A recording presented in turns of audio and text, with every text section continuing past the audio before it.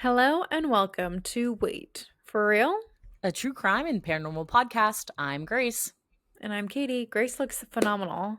It's She because this looks ring, baby. well lit, amazing. I told Grace I was like I was gonna use a light for me too, but then it's been a long day, so I changed my mind. She had to go into the office, guys. Fuck that. I did. I was like, I've No, seen I enough of my literally, face. my apartment gets so dark and I don't have a big light over here. So I was Yeah, I like, don't I just have to either. use my ring light. You can see it in my glasses. Yep. Ah. But I'm also drinking a authentic Coca-Cola. Love that. She's got her blur on so that nobody can see her apartment. My messy ass apartment is what it is. It's just me and my grocery cart against the world. Typical Canadian things. Yep. Typical big city things. So as you guys probably, if you look at our Instagram story, you saw today that we put the blame on me for not having this episode up today. And it's because life has been lifing, man. Yeah. And we've been busy. And then by like the time we could have recorded last night, it would have been so late. And I was like, oh my God, Katie needs her beauty rest. She goes to work early in the morning. It's true. I was like, I can't. So it was like a recipe of disaster. So we're already recording this super late, anyways, for us. Yeah. But, girl gotta do what a girl gotta do. And it may be a little inconsistent till the end of the year, okay? And then we're going to Yeah, like reevaluate and let us live possibly our lives. release on a different day Yeah. because times have changed. We used to like see each other every Sunday to do this, and now we don't. I So was it has talking to a come. friend about that. I was like, I miss my like Trader Joe dates I with you and then know. like recording. I have to go to the grocery store alone, and I still don't know the grocery store. I'm like, how See, I will I still don't go ever to the grocery store recover? either. I don't go to the I'm like, grocery store. this I just eat sucks. out like a menace. I do both. I buy groceries and then I don't eat the groceries and then I eat out. Well, I buy lettuce every week just for it to go bad. So, Yeah, you're like, you yeah. gotta just test it out, you know? It's literally sitting in my fridge right now and I'm like, "Ooh, it's getting rough." Yeah, you're like, I think there's like liquid coming out of it now. I think I gotta throw that shit away. Literally. Yeah, I it's not pretty in my fridge right now, but It's okay. have us the best of us. It So, does. anywho, for this week's episode, I'm going to cover a true crime story related to Halloween, and then Katie is going to talk about some heisting that took place this week, Yes. It's the which only is thing that's like, keeping me alive right now. The honestly, it's heist. very exciting. I mean, like, it's bad. It Don't is. steal, but like, I'm freaking loving this. Steal. Steal so we have stories. Thank you. Yeah. Don't murder, though. This was no murdering. No. Grace is like, Katie. I'm like, no, I'm not gonna condone In that. reality, you need to look at me when you say that. I know. I can't believe that's what came out of your mouth. Yeah. Okay, so the episode for today, like I said, is based on a Halloween night story, and it's a murder. And Yes. I want to give credit where credit is due because I am basically retelling the story from a viewpoint from somebody else on Reddit. Obviously, I like looked up articles and stuff, but they do the best job of like actually telling you the details in order. And the Reddit is called Let's Read Official. And Hmm. basically, it's a subreddit of a YouTube channel called Let's Read. And it's similar to, like subreddits that are looking at like scary experiences and stories, things along those lines. Very cool. So, yeah. All right. So, this occurred on Halloween night of 2011 in a sleepy Canadian city of Armstrong, British Columbia. Okay. So, 18-year-old Taylor Van Diest is full of nostalgic excitement. She's a recent graduate of the local Pleasant Valley High School in June of that same year. And basically, this is a big transition time for her. She's 18, freshly graduated.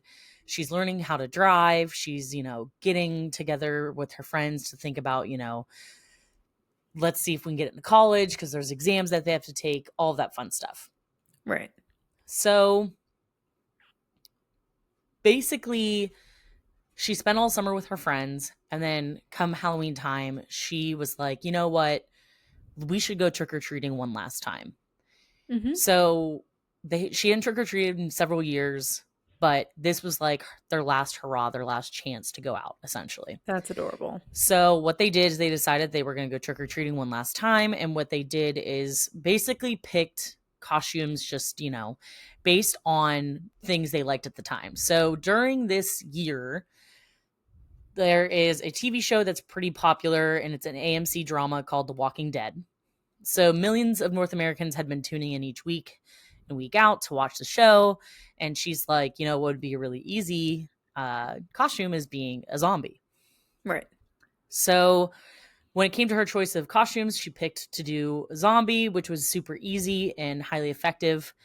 Basically, she used some pale makeup, put on fake blood, and wore like an old torn purple blouse. And the plan for the evening was for her and her gang of friends to meet up at one of their parents' houses before heading out into the night. Excuse me. And before she had left to go to that friend's house, she had called her friend and said, "Hey, like, I'm about to walk over. It's a small neighborhood, it's a small community. Right. Like, she Yeah. didn't have to go far." Basically, she was like, "I'm going to walk my usual route." Um, and that she was going to leave at approximately 5:45 p.m. So Taylor's boyfriend at the time, who was a young man named Colton, was not attending trick or treating that night, but was still in touch with her, obviously texting all the time and stuff. And uh, basically, she like was joking with him prior to leaving that she was going to split her candy haul with him, and Sweet. Just typical yeah, like 18-year-old. 18-year-old Yeah. young love stuff, right? So the plan was for her to walk a route down at the road called is Pleasant Valley Road.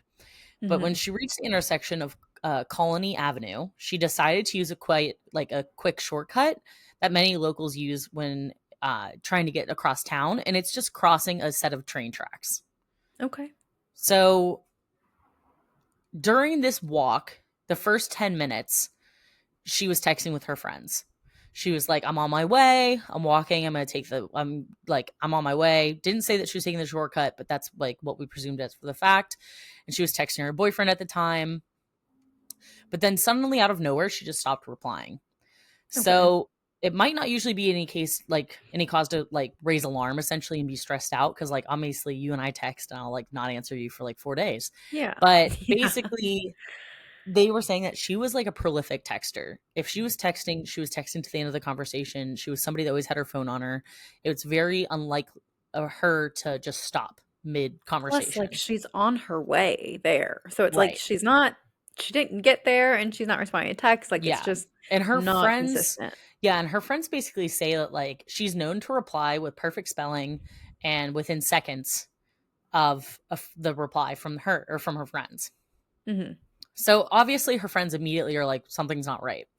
So the last message that Taylor had sent was actually to her boyfriend Colton, and that was at 6:02 p.m.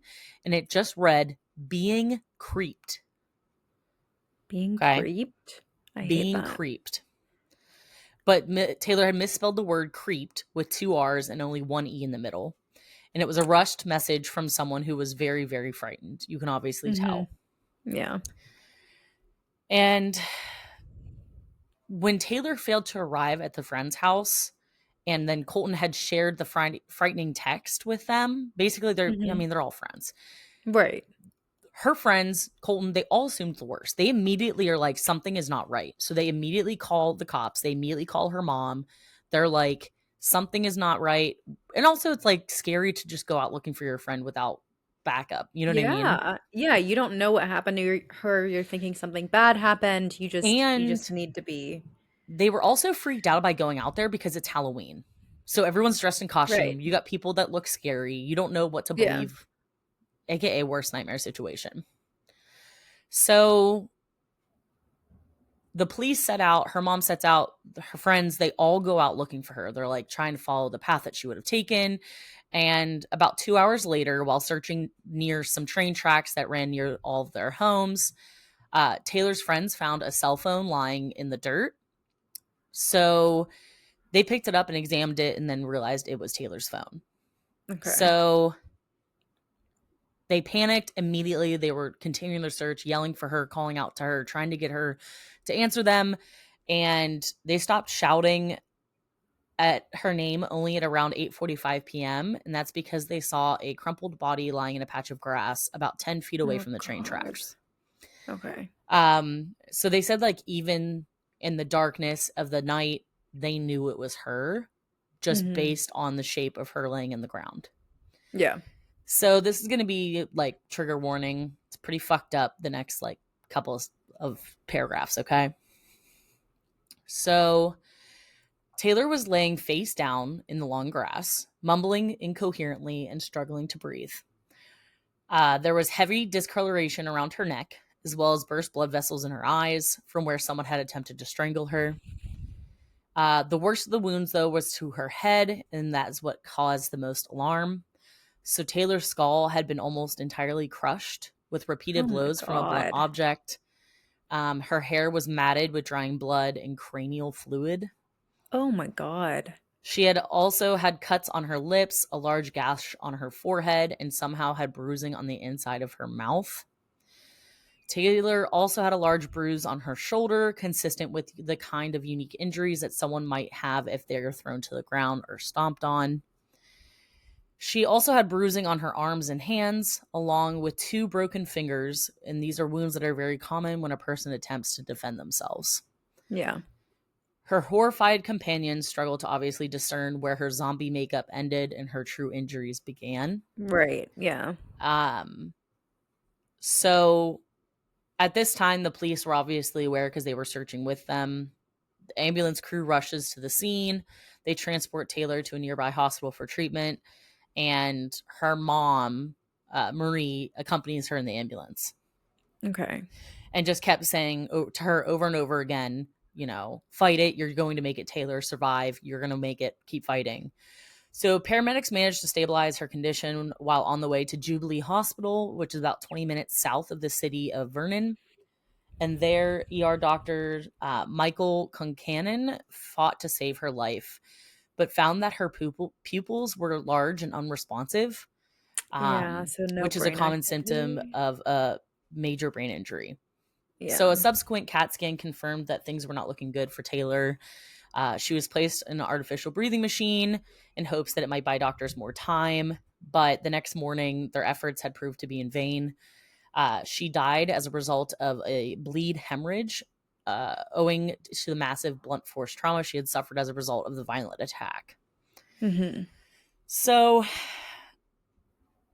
a subsequent forensic examination, so autopsy, all that stuff, they found that Taylor's fingernails underneath of them had skin and blood tissues trapped under them, evidence that, again, she fought to her very last second.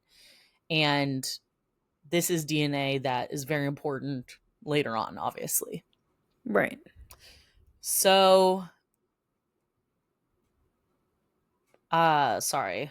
And so basically, along with the substance like trapped underneath them, the police decided to, I guess, like, I don't know why I didn't think about this. Like, if you're trying to like have evidence, you like clip the person's fingernails.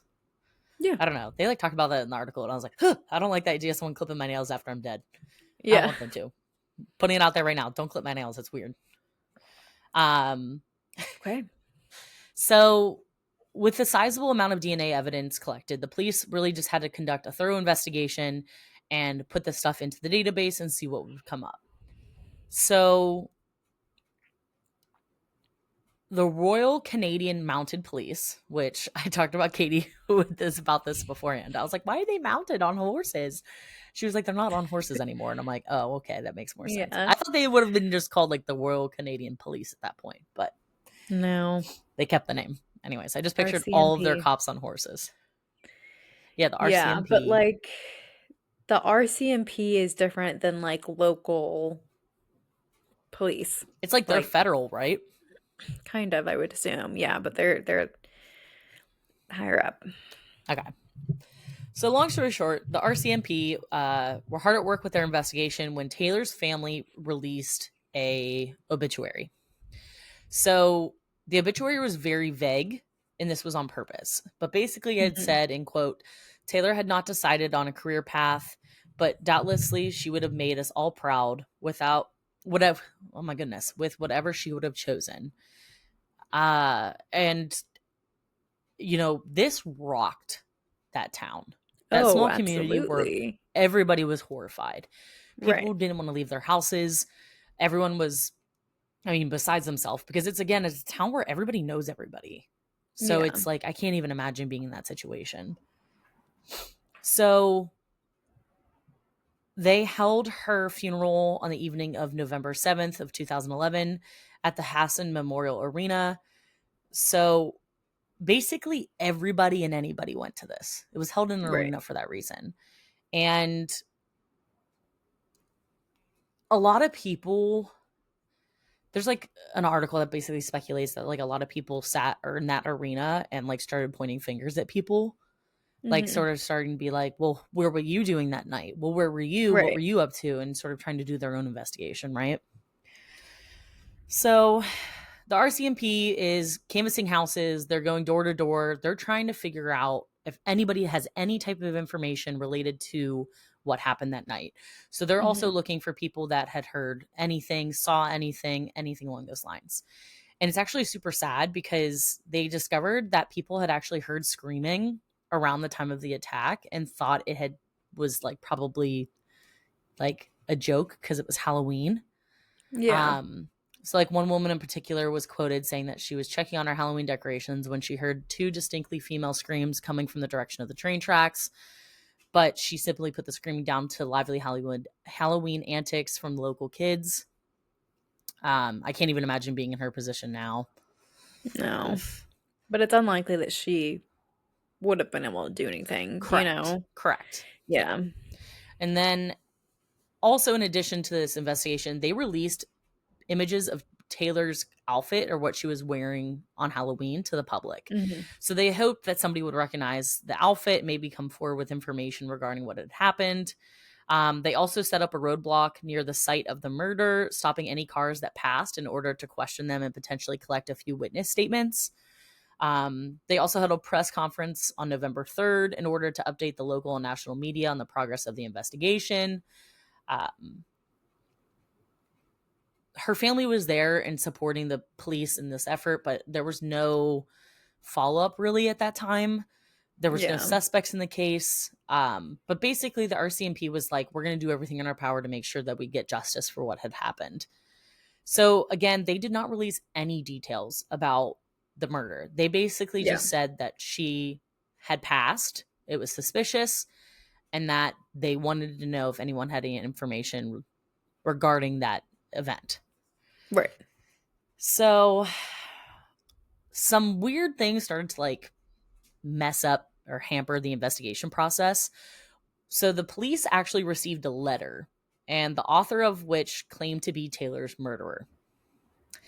But there's little in the letter's contents that indicated that they had any intimate knowledge about the details of the crime. So they said, like, this is most likely a hoax, which is like Yeah. fucked up. Which we've seen so many times, though, false confessions. People Yeah. want the notoriety or whatever it is. They're freaks. Yeah. And basically, like, yeah, no, I don't get it. So, in the last week of November of 2011, another RCMP press conference was held, one in which the shocking new information came to light. So, it was announced that thanks to the DNA pulled from under her fingernails, a genetic profile had been put together to the person that they thought would be responsible for her death. So, the police confirmed that the perpetrator was a male. His DNA matched that which was taken from an investigation following an unsolved sexual assault case against a Mhm. massage parlor escort in the same geographical area, which took place in 2005. The man's stored DNA had no name attached to it, and their identity remained a mystery, but regardless, there was a pattern starting to grow and an image of the perpetrator who targeted the lone woman in order to get this indecent gratification. Mhm. So, given the nature of the crime committed, there was likely dozens of unreported incidents that stemmed from this man's behavior, or solely from Right. this man. So there was sort of a breakthrough in the case, and that was um, witness statements that were taken after the 2005 assault. So remember, this is the Mhm. massage parlor. So Yep. they basically had a physical description of the offender, and a sketch artist was Mhm. asked to draw a composite image based on this information. So from this information, he was a Caucasian male with slightly darker skin tone than most Canadians, and he was approximately 19 to 20 years old in 2005, which would have made him, 25, 26 at the time of Taylor's murder. He had dark eyes, mostly brown, and had short, dark hair with thick eyebrows, with an estimated height of 5'8" to 5'10". He was also said to possess a rather stocky build, but was apparently not athletic or muscular. He was also believed to be native to the area, with enough knowledge of the surrounding area to be able to make a quick escape once he realized Taylor was not the easy target he had expected her to be. Right. Police also released a brief psychological profile, suspecting him to be quick to anger, highly emotionally unstable. Since he couldn't have Taylor, no one could. And that's sort of like the mentality of that. Since she fought back, he got angry and lashed out at her. Right. Yeah. So the police asked the general public to come forward with any information about anyone who they had experienced conflict with or emotional pressure in the days before Halloween, including like people that are going through financial misfortune or trouble in a romantic relationship. They had also asked anyone who had noticed a friend or a relative or a neighbor show up with visible scratches on their face, neck, or arms to come forward.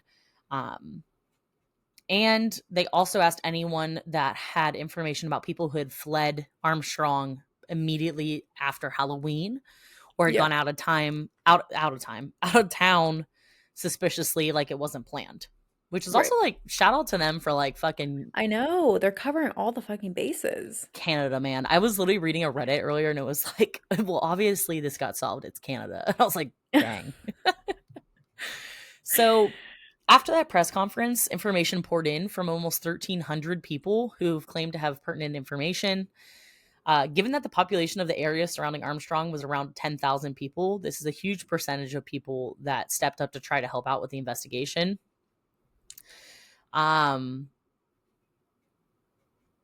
Basically, it says, in speaking of impact of the murder that it had, this pervasive sense of fear was in Armstrong, given that the killer was basically still on the loose.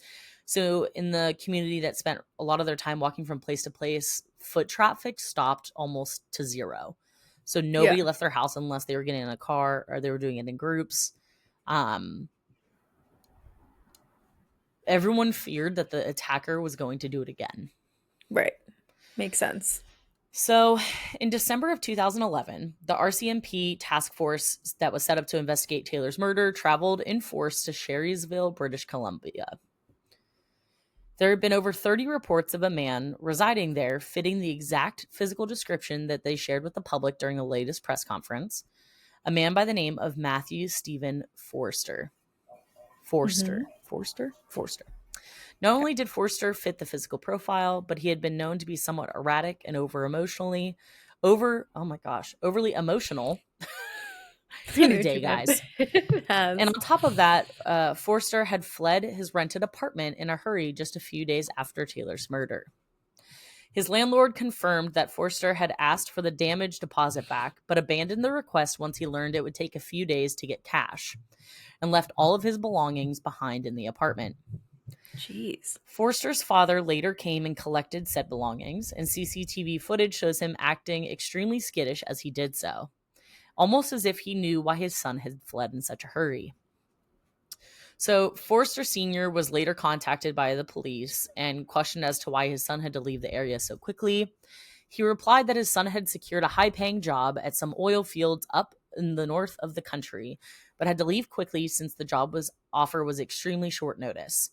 But Forster Sr.'s words obviously were not taken as truth by the Seriously. police. Yeah. And that's because he also had a criminal history himself. And it stretched all the way back to 1969 when he was arrested for stealing a car, 3 other convictions for possessions of controlled substances, as well as escaping custody. Needless to say, Matthew Forster became the number 1 suspect in Taylor's murder. Mm-hmm. His alibi was super shaky, but also other evidence soon came to light that he was definitely worthy of investigation. So a search warrant of Forster's cell phone records dating back to Halloween was issued, and the cell carrier that he was a customer of provided the relevant information to the police. And unsurprisingly, cell tower records showed that he was indeed in the area of Pleasant Valley Road on the night of the murder. Although we had no idea how the RCMP managed to get a hold of Forster's DNA material, an analysis showed that it was a dead match for the DNA found under her fingernails, as well as the DNA gleaned from the 2005 in the assault of the masseuse parlor. Mhm. They had their man, but they were trying to figure out what he was hiding. So the key to that was that his dad was, or where he was hiding, sorry. I was like, "I think it's clear what he's hiding." No, where he's hiding, sorry. Yes, yeah. So Forster Sr. was hiding something that was very painfully obvious to the investigators, but they could have never guessed how heavily he was involved in his son's attempts to avoid justice. So, not long after Matthew was named as the main suspect, a man came forward claiming that Matthew's father had paid 500 Canadian dollars for a bunch of his personal IDs, obviously so that he could forge a fake identity for his murdering son, promising he would return the IDs after a few months. Police then commenced to tap Forster Sr.'s cell phone, only to discover that he was indeed in contact with his fugitive son and was working on obtaining yet another fraudulent identity for Matthew so that he might seal his escape from justice. So, in late March of 2012, police were listening into a phone call between Matthew and his father when they finally let it slip about his current location. Thank God. Matthew had managed to secure a fairly well-paying job at a glass factory in Collingwood, Ontario, using the fraudulent documents Damn, provided by his father. that's far. Yeah. On the phone call in question, he even bragged about his new photo ID provided by his employer, boasting that it would only increase his chances of getting off scot-free for the murder of an innocent young woman. Um, Ironically, on this phone call, his dad basically was like, "Stop using your cell phone that we're on a conversation with." And Yeah. his dad basically was like, "I have a bad feeling our phones are tapped." I mean, you're not Yet they wrong. had all that to say about it, you know? Yeah. And thank Yeah. God, because now they know where he is. Yeah. So they quickly moved in to arrest Matthew Forster on the charge of first degree murder. They also took his dad into custody on charges of aiding and abetting a wanted fugitive. It was while Yep. in custody that Forster Sr. boasted to another prisoner about how he had tried to help his son escape justice. Um, and this is like hilarious, though. So the problem with this, though, is as he was talking to this prisoner, the prisoner's like taking note of this, obviously, and it was an undercover cop. Oh my It God. wasn't actually a prisoner, What an idiot. This man can't keep his mouth shut. literally. So Matthew was immediately extradited back to British Columbia after his arrest so that he could be charged with the murder of Taylor Van Diest. His initial police interview went on for hours and hours until finally, in the face of overwhelming evidence of his guilt, he confessed to Taylor's murder. A homicide detective asked Forster to look him in the eyes before asking, "Do you feel bad for killing Taylor?" "Yes," he replied simply. He went on to say that he felt sick about what he had done and admitted to having serious anger issues as well as problems with indecent desires. He continued his confession by admitting he had driven into Armstrong on the afternoon of October 31st with the intent to find a young woman to assault, and for this, his charge was upgraded from second-degree murder to first. Right. According to his confession, he had found Taylor walking along the railroad tracks and he had tried to stop to talk to her for a few minutes, but once he realized they were alone, he pushed her to the ground and told her to keep quiet. When she did not comply with his demands, he then admitted that he sort of freaked out. I'm using air quotes. But the fact that he admitted to choking Taylor with a shoelace, one that prosecutors argued he had had on him for the expressed purpose of tying someone else up, which again shows a distinct premeditation to his actions. In March of 2014, Matthew finally stood trial for the crimes he had committed. After a few weeks of harrowing testimony from Taylor's friends and family, Matthew Stephen Forster was found guilty of first-degree murder and sentenced to life imprisonment without the possibility of parole for at least 25 years. Taylor's mother and father were in the courtroom, and they said that they would never have full closure when it came to their daughter's untimely passing, but they were grateful for that justice had finally been served. And basically, they are quoted saying, "We're sad that we'll never be able to bring her back, but we're also happy that animal is going to be off the streets." End quote. Yeah. Yes. Matthew's father also received a prison sentence for his part in aiding in his son's attempts to escape justice. His sentence was bullshit though, because it was only 3 years. Yeah, Um, there's probably not like a lot that can be sentenced with that, Yeah. which sucks. And Dang. so I was reading on a forum basically about like people's thoughts on this and what does this mean and what do people think. And there's a discussion because there's something that came up about like there was a retrial and then basically the retrial was like, nah, he ain't getting out ever. Um, and that's why they are talking about labeling him as it's called a dangerous offender. So in Hmm. Canada, the term dangerous offender is a criminal who is designated as a high risk to reoffend violently and can be sentenced to an indeterminate prison term. Yeah. So it's basically reserved for the country's most serious violent and sexual offenders. So to be designated, the Crown must prove to the court that the offender poses a significant risk to life, safety, or physical or mental well-being of others. Hmm. And so that hasn't been decided yet, but that has come up in recent years about what it looks like because he'll be up for parole. I mean, not anytime soon, but eventually. Yeah, in like 10 years. Yeah. So really morbid, very sad. I felt So like I was, sad. yeah. So I'm also sad. surprised we've never heard of it. I know. That is just horrific. I mean, everything about him is disgusting. He's an animal. Yep. It's messed up, man.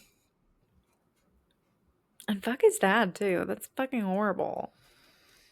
Yeah. I mean, basically, there's this whole thing about how, like, I guess his dad only ended up serving, like, not that much time.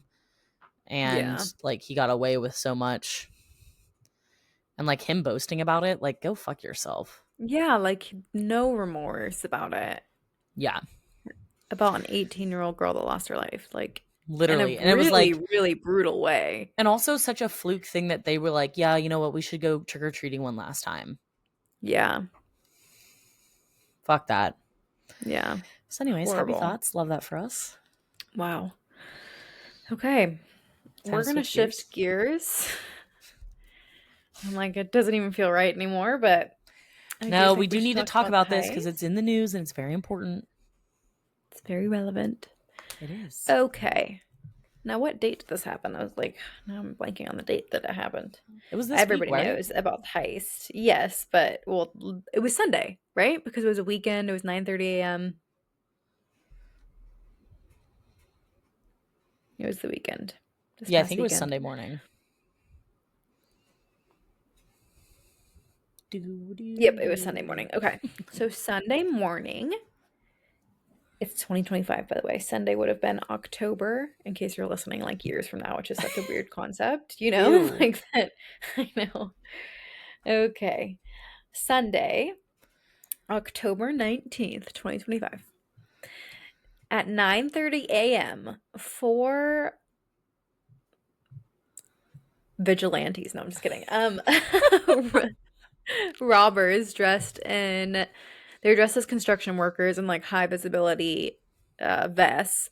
So they went to the Seine side of the Louvre to the Apollo wing, and they used a truck like that has a lift on it, and it's commonly used in Paris to lift heavy furniture in and out of places that have multiple stories. So they use it to get onto the second floor balcony of the Apollo wing. They go in through the window and they scamper on over a few cases to the case that holds the French crown jewels. And there are security guards there. They threaten them with anglers. If you haven't ever seen an angler, the best way I can describe it is it looks like a mini chainsaw. Okay. So they cut in, they grab the jewels, and they are out of there. So I think it's only two that actually go in, and then Yeah. they go down. The other two are waiting on scooters. They get away Little on scoots. scooters, guys. I'm imagining Vespas, Yeah. and so they go back down. No, it's a They razor scooter. They actually literally, to they like have to, it's not push even like an off. automatic one. They have to like, yeah, like that would be fucking hysterical. So they're in and out within 4 minutes. The whole thing takes 7 minutes, Which but is they're in and out wild. of the actual Louvre in 4 minutes. These are serious professionals. And this is what's stolen. And then we're going to talk about the one item that they didn't steal. So, not the one item, but the most interesting item that they didn't steal. So, of the collection, we have the reliquary brooch, the sapphire set, which consists of a necklace and then two earrings. Napoleon's wedding set gift to his second wife, Marie Louise, which is emeralds and diamonds, and the Empress Eugenia's pearl and diamond tiara, Empress Eugenia's bow brooch, and Empress Eugenia's crown. Now they do drop the crown uh, Oops.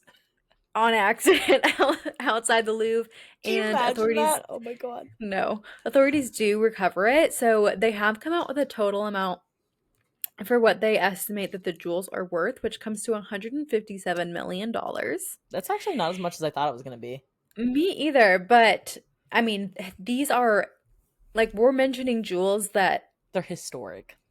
well, it's not like, like this is so for example, the Empress Eugenia's pearl and diamond tiara, like these aren't just, it wasn't just worn by her. This is passed down generation after generation after generation. Like many, many royal women have worn this tiara, this set, whatever it is. Hmm. So now we're going to talk about the fun theory on why this next piece wasn't stolen, and then I'm going to say what it probably actually is.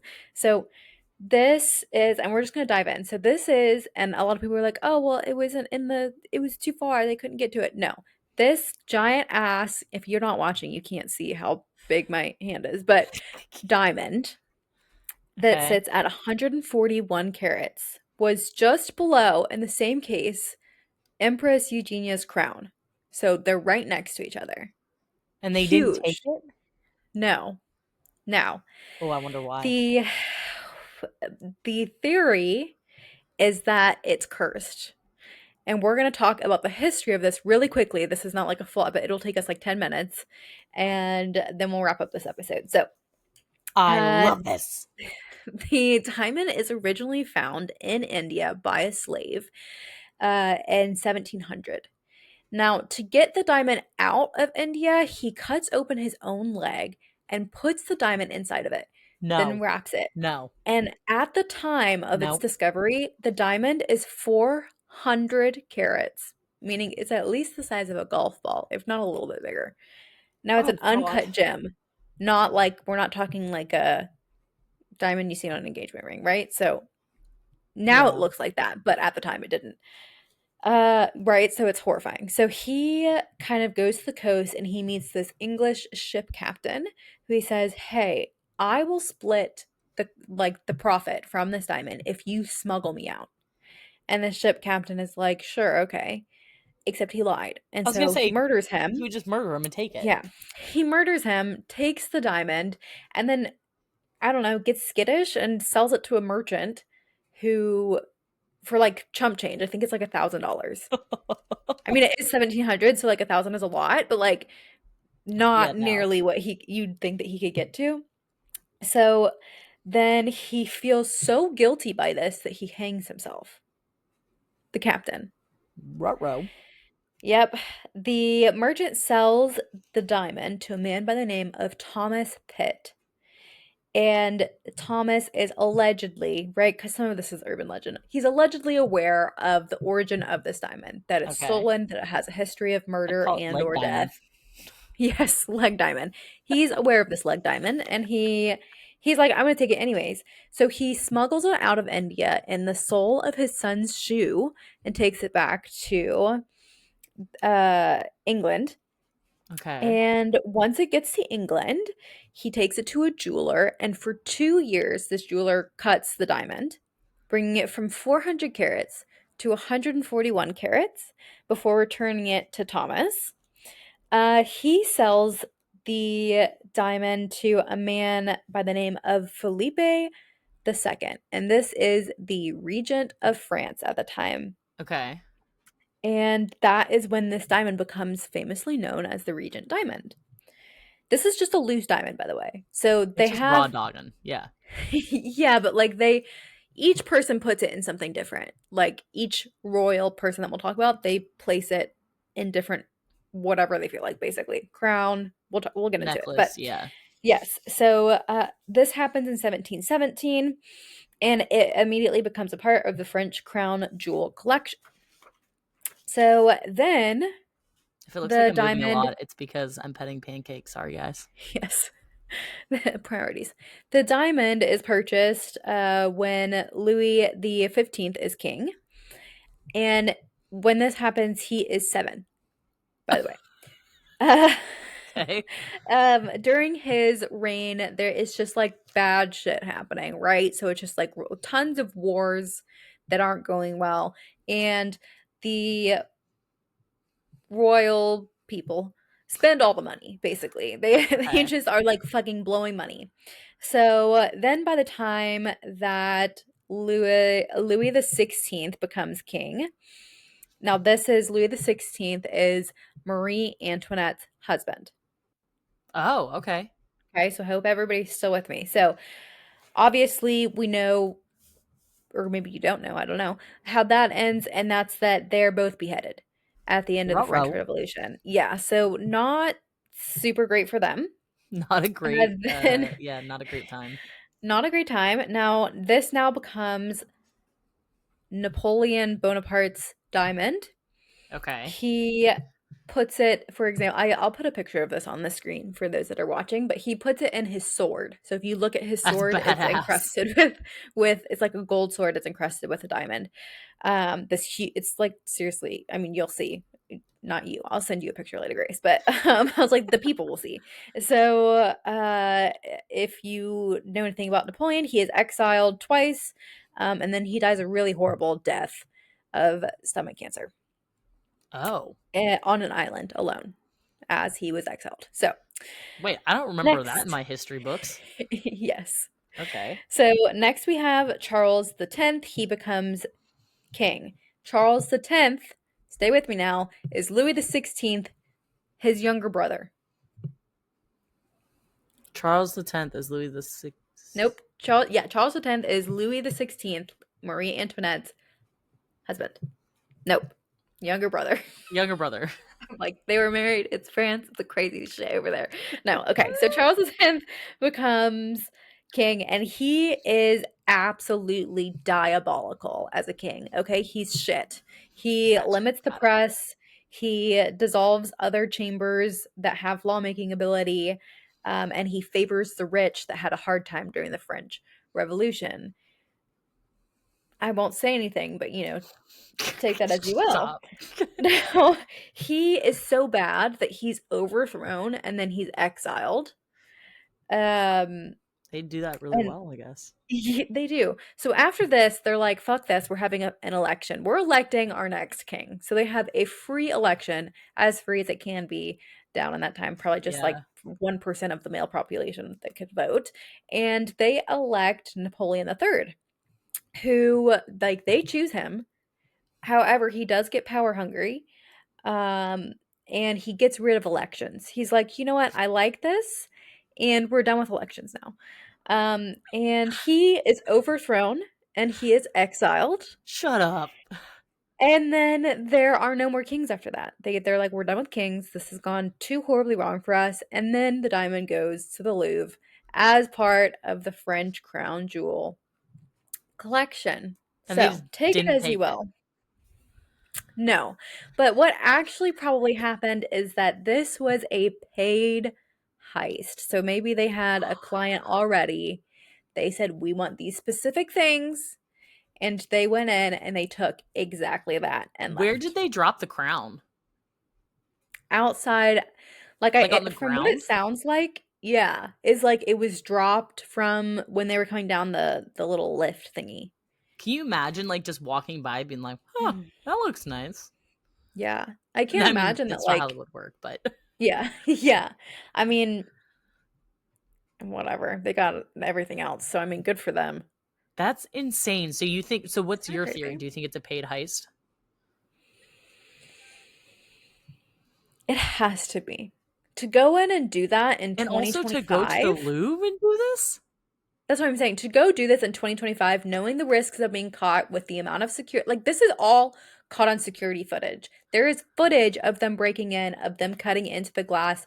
It's all there. So to risk all of that and then maybe like people are like, "Oh, well they'll have to hold on to the jewels until it's like time that they can sell it."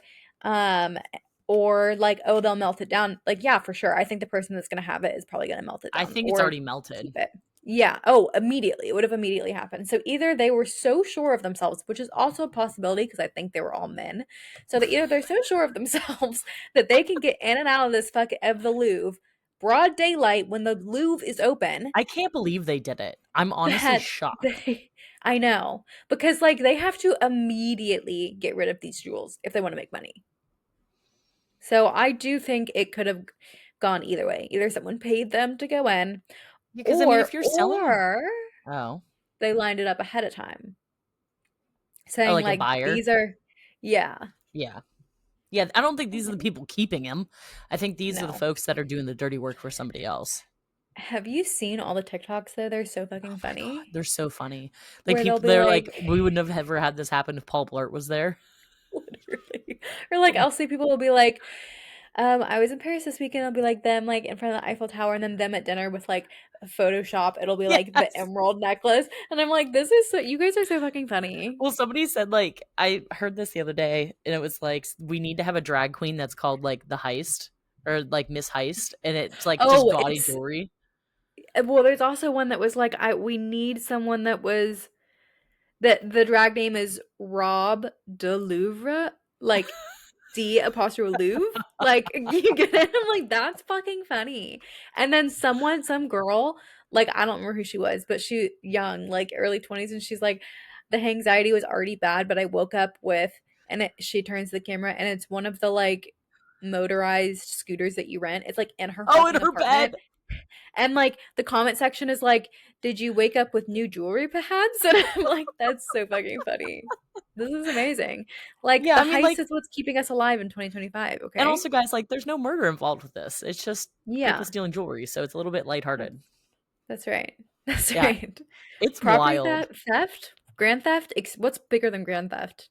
I don't know, but that's what this is. Yeah, this Um, is some serious, serious shit. It's yeah. wild. I can't wait to hear more. Wait, I'll also say that so I can't remember this guy's name. I'm so sorry, but he stole a Rembrandt, like notoriously went into a museum and stole it. Yeah. Um, like he's a known thief, an art thief, and he went in, he stole it, he held on to it, and then negotiated with the authorities that he would return the painting in perfect condition if he didn't get charges and he got the reward money, and they agreed. And so he returned the painting and got $50,000. Like this was like like at least 10, 20 years ago. I was gonna say And they're he's not doing like, that for this shit. no, but he was like, "That's what you should do." I'm like, "Yeah, sorry, it worked for you, but like maybe don't tell people how to steal shit." You know, you're like, Yeah. "All right, write this down, everybody." And then someone else, I'm like, "This is just a podcast about heist now." Someone else was like, someone said that if Taylor Swift agreed to Oh, release the vault tracks for Reputation, that the Swifties would find those things in no everything would time. have been returned already. Literally, I'm like, "Yeah, probably." I also just picture them like playing Taylor Swift as they're like robbing the Louvre. It's the fate of Ophelia, which is funny because that's based on that painting. Yep. Yeah, it's Ugh, the whole thing is wild to me, and I can't wait to hear more like as it stuff comes about yeah. for it. But I mean, uh I don't think that they're ever gonna find these again. They're no, but we gone. can speculate, baby. Wait, the craziest, this isn't the craziest part, but this is just What? fucking insane to me. The jewels themselves were not insured by the museum. They did not insure them. $157 million worth Okay, of jewels. let's think about how much they have to insure. Don't give them these are these have been around since But the here's my thing is like 1700s before. what are you insuring it? So like now what? You go to your insurance company, you're like, "Hey, I need Yes. 157 million dollars?" They give you money for the But items that they are own stolen. it, Most? right? What do I you don't mean? like I mean, it's not like they're on loan from somebody, are they? I I'm mean, they picturing like, belong to like France, not the Louvre specifically. oh, They're okay, the so that's what I was French wondering. crown jewels. And I was like, like the Louvre just even needs to. like paintings like of from famous artists, they're usually insured. So it's like they have these jewels on display at the Louvre, regardless if they live there forever. They don't belong to the Louvre That's forever. what I They was belong wondering. to Okay. France. They're royal like crown jewels. So it's like you didn't think to They got insure cocky. this? Yeah. But you It know got what? In crappy. 20 years, we're gonna have like they're gonna have replicas of it and it's gonna be in the Louvre. Oh, And hell then yeah. they should go back and they should steal those. Don't Round give 2. away a new movie plot. God. Sorry. TM, TM. TM. Oh god. Okay, we gotta end this ahead of time, man. We gotta wrap this shit up.